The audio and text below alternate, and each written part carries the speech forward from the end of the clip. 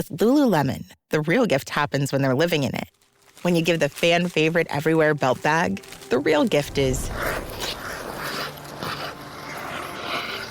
And when the ultra-soothing Rest Feel slides are the gift, you're really giving them... This holiday, Lululemon makes it easy to give little luxuries that go beyond. Open the moment. Shop now at Lululemon.com. Back here on our third annual Dyspraxia DCD America Radiothon, and have my beautiful family here in studio this morning. And everybody knows, of course, this organization, this foundation, this charity, really through the hard work of my beautiful wife, Danielle. Now, I know a lot of people, and I get people to send us money, and I can reach out to a lot of folks, but the real blood, sweat, and tears Danielle put in, and it's all inspired by our son, Gabriel. He was a little boy when we found out he's got dyspraxia. We were so happy to find out what he had because we were so nervous. He wasn't walking, and we were just nervous. So the day that we got the diagnosis was a happy day for us. Kristen Terdik is going to join me right now here on Sid and Friends in the morning, talk more about this. Kristen, happy day before Thanksgiving. How are you? Good morning, Sid. I'm doing well, thanks. Happy Thanksgiving to you. You too. Great to have you. I know you're calling from the great state of North Carolina. Now, you didn't know this, but Danielle, who's sitting right here with me, she spent almost 15 years in Charlotte, North Carolina. We were in Charlotte for about 15 years ourselves, the Queen City. Is that right?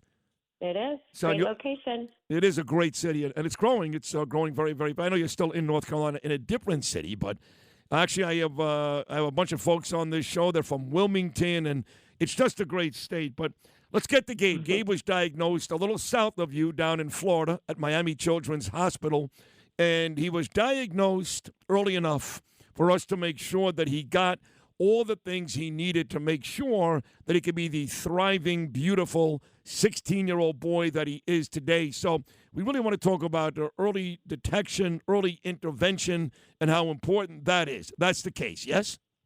Yes, same case for us. So our daughter, Lydia, who is just about to turn 18 and head off to college, we diagnosed her when she was 6.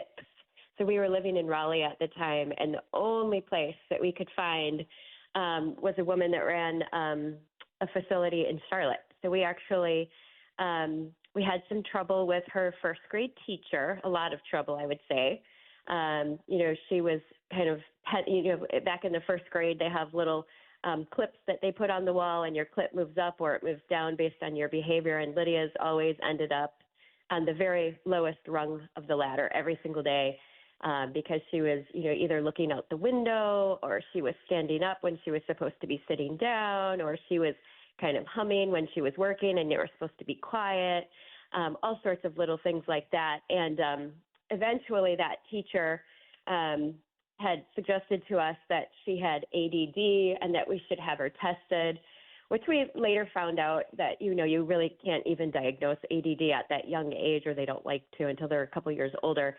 But similar to what you said, we went to this specialist in Charlotte. She did all of these tests, and what we found out, lo and behold, was that she had dyspraxia and a number of other comorbidities. But like you, we were just so happy and relieved to understand what it was and to be able to have something to learn about and read about. And really, that was kind of where we started all of our, early intervention. So we were paired up with some therapists in Raleigh. We drove to Charlotte about 3 times a week to do therapy with this woman who was kind of the only person back then that knew anything about dyspraxia, which that's changed a little bit now. But over the years, as she continued to grow, that therapy changed. We did like an occupational therapist in the beginning, and we did art therapy, and we did now she has got just a regular therapist that she goes and talks to, and she actually drives herself there. So along the way, everything, kind of changes as the kids grow and change. But I would say that was probably one of the best things that we could have done, is figured out that she had it at age 6 so that we could provide her with all of the tools that she has needed along the way and that she'll continue to need in college and in the rest of her life for long-term success. Well, she's 18 now, Lydia, so she's got to be on her way to college, yes? She is on her way to college, and I heard you mention Wilmington. That's one of the schools she's looking at. She wants to be a marine biologist. Oh, wow. Awesome. So, yes, she's applied for colleges, and we're just waiting to hear back in January. And I think she's gonna do great. Yeah, that is great. That is great. I'm so happy for you guys. There's a kindred spirit, with you, Kristen, or you got your daughter, Lydia. We've got our son, Gabriel, and now these support groups where all these people get together for some really awful stuff. Thank God this isn't awful, but you understand why people have this feeling like, hey, we're not alone. And one of the things that I think Danielle really wanted to do was to make sure that more and more families like the Terdiks, like the Rosenbergs, knew about this, because when Gabe was diagnosed, we had no idea what it was. When your daughter was diagnosed, I'm sure everybody you told had no idea what it was. So it's really important that this foundation, that we and parents like you, for that matter, make people aware, because I got news for you. One of almost 20 people, that's millions and millions of people, are going to be diagnosed with dyspraxia, and yet almost nobody has ever heard of this thing. Yeah, so that was our experience as well. And I feel like, every now and again I run across we have two girls, and I run across one of their friends and can kind of just, pick out which of the kids have it, and their parents have no idea. And they just struggle with everything, with balance and coordination and sports and, education obviously is huge. But, these kids just struggle even with early intervention. So it's just so important to figure out what it is they have and put, one of the doctors really early on with Lydia, one of our pediatricians, had made a comment that, everybody has something. And I totally agree with that.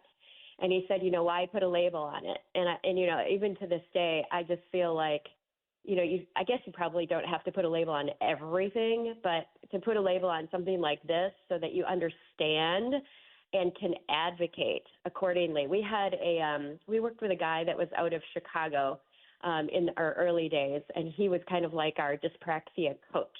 And I would say, he worked a little bit with Lydia, but he worked more with me and my husband to help us understand what it's like to go through this and what it's like for her. And I remember some of the things he mentioned was that, she'll work 5 times harder than any other kid in the class. And, when she comes home, she'll be 5 times more tired, and it'll be 5 times more difficult to wake her up in the morning.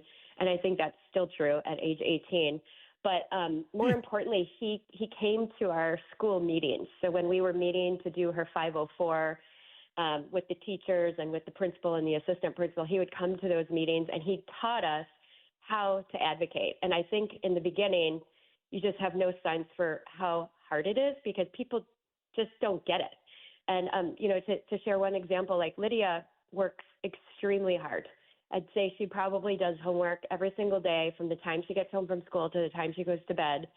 And she doesn't get it all done, but she stays at it. And then she works all weekend on it. And she gets, for the most part, straight A's. So when we go in for these meetings, they look at us like we're nuts, right? When we ask for accommodations, extra time on the test, extra time to turn in assignments, a preferred seating, all that, they look at us like we're just, have 2 heads. And this guy was the one who kind of taught me how you need to push, right? How you need to push for your kid and make sure that they get this stuff. Because I feel like dyspraxia, and I think I read in one of the books one time, was it's the invisible handicap, right? Like you can't tell someone has it, but they've got it, right? And everything is hard.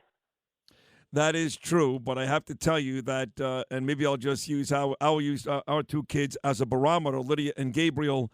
They're brilliant. Your daughter's an A student. My son's an A student. They told my son that he would never be able to play basketball or be good at it. In the meantime, he's going to start on his high school basketball team. So be careful. Be very careful when you tell a dyspraxic they can't do something, because whether it's Lydia or Gabriel, they're going to do it.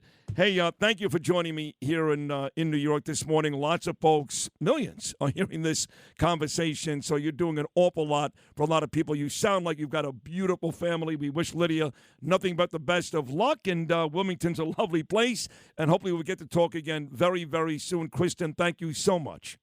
Thanks, Sid. Happy Thanksgiving. Bye-bye. And the same thing to you and your family. Kristen Terdik right there, a mom of a little dyspraxic. She's 18. She's not little. She's on her way to college. But what a beautiful family. We'll take a short break. More of the 3rd annual Dyspraxia DCD America Radiothon, only right here on Talk Radio 77 WABC.